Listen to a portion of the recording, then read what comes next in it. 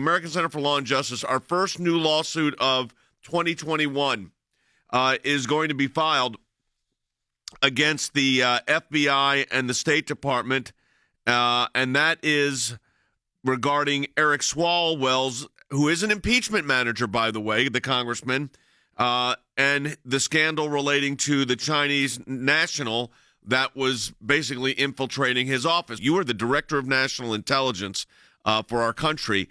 Let's talk about that, the significance of the threat from the Chinese.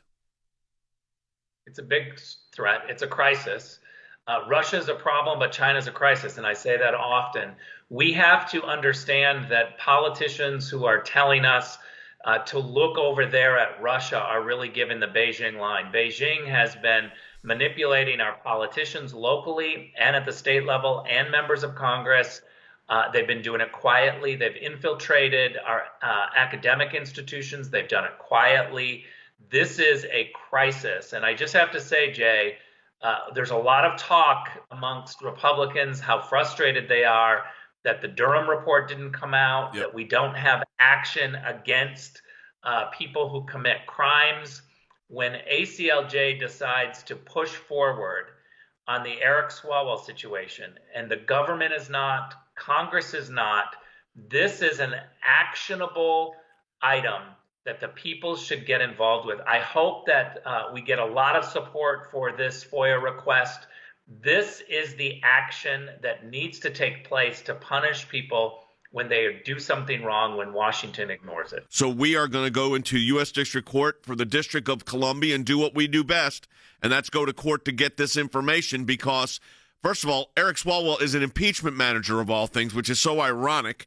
Number two, it's not just Eric Swalwell here. We want to know what the government knew about this, Jordan, and how they were dealing with it or not dealing with it. That's right. Why did it take so long for them to get briefed? And remember how bold Nancy Pelosi was initially before she got that special briefing with House leader, GOP leader McCarthy. And she was bold. She was sticking with Swalwell. And listen, they kept him on the Homeland Security Committee. They made him a House impeachment manager, which to me makes him as partisan as makes the impeachment just that much more partisan. I'm going to pray that you win the lawsuit and that you receive the information that you've requested. Once you get that, I mean, do you have an idea of how long it will take for this process? And then once you get it, what will be the next step? Can he be removed from this ridiculous impeachment process? Well, I think the impeachment will be well over by the time we are even in court, because the impeachment, I think, is going to be over in about 10 days, maybe less than that. This trial is going to be quick, and it's going to come next week. The lawsuit takes a long time. We'll file the complaint. They're going to have 30 days to answer. We probably won't file till the end of the month.